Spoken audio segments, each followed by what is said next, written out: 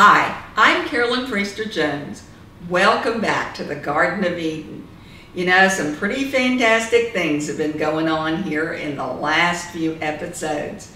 We saw Adam and Eve disobey God because they were tempted by Satan and they followed what Satan said instead of what God said. We saw how God dealt with Satan. We saw how God dealt with Eve's disobedience. And today we're going to look at what happened to Adam.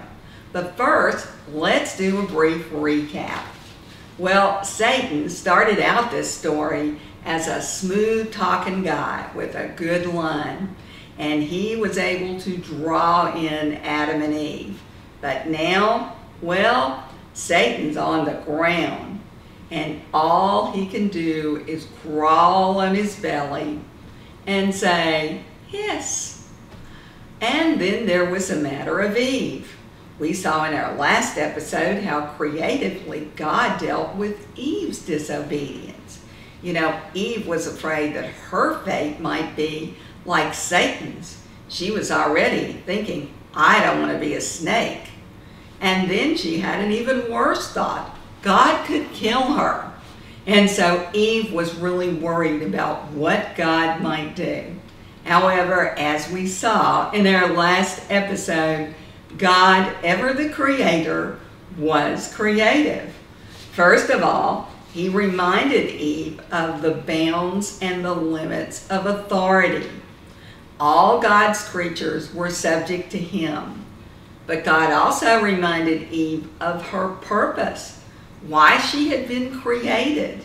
Well, she had been created to be a helpmate to Adam. And so Eve was expected to be responsible to God, but also to Adam. And God didn't just give Eve a lecture and let her off the hook. No, he had something in mind for her to do that she would truly learn the lesson. And so in our last episode, we saw how Eve became God's junior partner in creation, and how Eve became the first earth mother. Now, what about Adam? Well, surely his role as the first earth father was very important. But before that, God wanted Adam to understand more about how life really worked.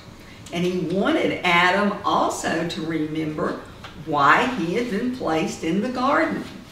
Now, who was Adam responsible to? Well, to God. It was God's garden. And why did God put Adam in that garden? Well, Genesis 2:15 tells us. It says, "The Lord God took the man and put him in the Garden of Eden to work it and to take care of it."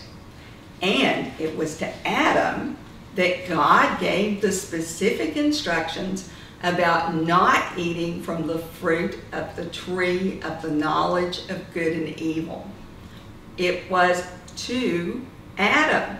Lots of times people want to think of this story and they want to blame Eve.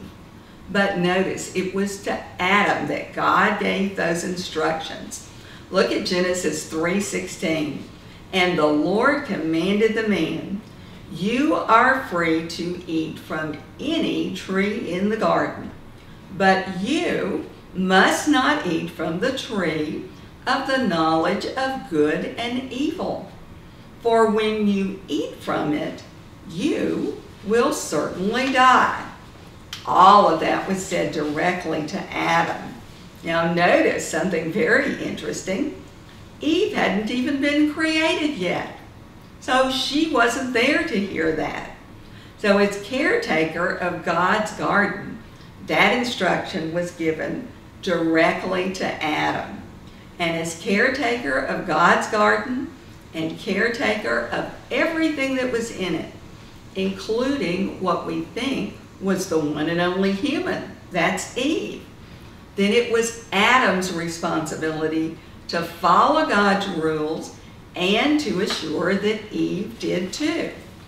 So when God talked to Adam, he began by spelling out very clearly what Adam had done that was a major problem. Genesis 3:17 records, "Because you listened to your wife and ate fruit from the tree about which I commanded you, you must not eat from it." Now wait a minute. Is it a bad thing for a husband to listen to his wife? No, he should listen carefully. But if she doesn't speak God's truth, then it's the husband's responsibility to correct her in love. And I might add, it works the same way with wives and husbands. Wives, if you hear your husband saying things that don't line up with God, then you should gently correct him and remind him of what God had to say. So it wasn't just a listening issue. Adam heard Eve and he acted on what Eve said. Now notice, Adam didn't pay attention to what God already told him. He didn't turn around and say, wait a minute, let me check with God. He didn't say to God, you know, what the woman's saying, I don't think really sounds like what you said. No, Adam listened and Adam acted. And in so doing, Adam disobeyed God. Now, why would Adam do such a thing? Well, do you think that maybe a little pride crept in there? Do you think maybe Adam thought, you know, if Eve was going to have all this knowledge and all this wisdom, and he was going to have, well, just what he already had, do you think maybe he thought, now wait a minute, she's not going to be smarter than me. I need to take at least a little bite of that and get some of that. But God was about to teach Adam a lesson. Now that everything was settling out and things were as they were, God wanted Adam to understand exactly how they were. So he was about to teach him a lesson that actually Jesus taught Adam's descendants much later. He was going to teach him about how life really worked. Jesus said, I am the vine, you are the branches. If you remain faithful in me, and I in you, then you will bear much fruit. Apart from me, you can do nothing. That was John 15:5. Now Adam had chosen to separate himself from God. He had not remained in God, and after making that disastrous choice, he made it even worse. He tried to hide from God. Now, separate from God, Adam was just dirt. And God was about to give Adam a vivid picture. Adam would be looking at dirt every day. Now remember, the ground had not only brought life to Adam and Eve, but the ground had brought the trees that bore the fruit that Adam and Eve were privileged to eat. The ground was important, but like Adam and Eve, the trees, the fruit, everything was nothing without the life of God coursing through them. Now Adam had chosen to separate himself from that, from the power that came from that, and so God said to him, cursed is the ground because of you. Now notice, it wasn't God's desire to curse the ground, but he was telling Adam, without me and you connected, the ground is nothing. It's cursed. What? Did that mean that God was going to reduce Adam back to dust and send him on a fast track to hell? Well, Adam was terrified then. Or maybe God was just going to let all the trees die and the fruit die, and he was going to let Adam starve to death. But now remember who God is. God does not perpetuate death. He brings life. And God doesn't eliminate, He redeems. We saw that in our last episode with Eve. He could have eliminated her, but instead He taught her. He redeemed her.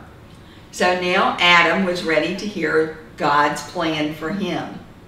Adam was not going to be returned to the dust, to the dirt, until he had accomplished everything God wanted him to accomplish on top of the dirt. And God wasn't going to starve Adam to death. He was going to have food.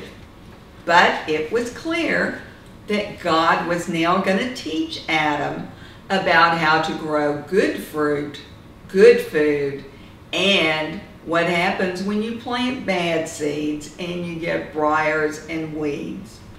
Adam was going to have to work in that dirt long enough to determine what was good and what was not good. And Adam's work was going to involve labor, the same as Eve's work involved labor. It was going to involve Adam being persistent and making good choices. Adam was going to learn that while God let him plant, nothing grew without God. And Adam was going to learn how to be a partner with God and remain in Him. Interestingly enough, Adam's role in actually the rest of creation involved his planting, bringing the seeds of life to Eve. But nothing would happen without God in the midst of that. Now, what many people hear as a horrible punishment was actually a blessing for Adam. Because even though Adam had attempted to cut God off, God never cut Adam off. As the master gardener, God was right there with Adam, with every step, showing him how to plant and how things grow, showing him how good things come out of the soil, come out of the ground, the same as Adam was good and came out of the ground.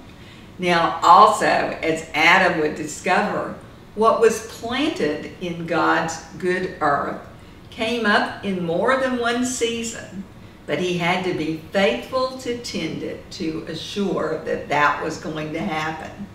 Now let's look at what God actually said, but this time be sure that you hear this through the lens of love. Genesis 3 records God speaking of the ground. Through painful toil, you will eat food from it all the days of your life. Now notice, God was telling Adam, don't worry, son, you are going to get to eat. You will get to eat food. But he also said that ground, it will produce thorns and thistles for you. And you will eat the plants of the field. So he was saying there are going to be some stuff in here and you're going to have to make some choices. You're going to have to know what's good to eat and what's not good to eat. And God also said to Adam, by the sweat of your brow, you will eat your food until you return to the ground, since from it you were taken. So he said again, you will get to eat. And eventually, you are going to return to the very ground that you have been tending. He said, dust you are, and to dust you will return. Now, I think that Adam might have discovered sweat in that very moment as he wiped his brow in relief. He wasn't being killed. He wasn't going to starve to death. He wiped his brow in relief. And he may have said, God, what is this on my hand? And God probably said, son, that's sweat. Get used to it, because you're going to be seeing a lot of it. Now, there was some more business to take care of in this Garden of Eden adventure to wrap things up. Now, Adam and Eve who now were relieved and thought they understood their assignment, got some other news. Just when they thought they understood God's plan, well, there was more news. They were moving. Now, to find out where they're going and why they're going there, you'll need to meet me right back here next time in the garden. We're going to have one more opportunity to look around the garden before we go, and it's going to give us a preview of what I think we will all be seeing together one day. I believe we will all together be seeing this garden again one day. I'm Carolyn Priester Jones. If you'd like more information about my books, my blog, my tweets, and this video series, then I encourage you to check out our website at www.christianreading.com/cjones. I'm looking forward to seeing you again right back here next time.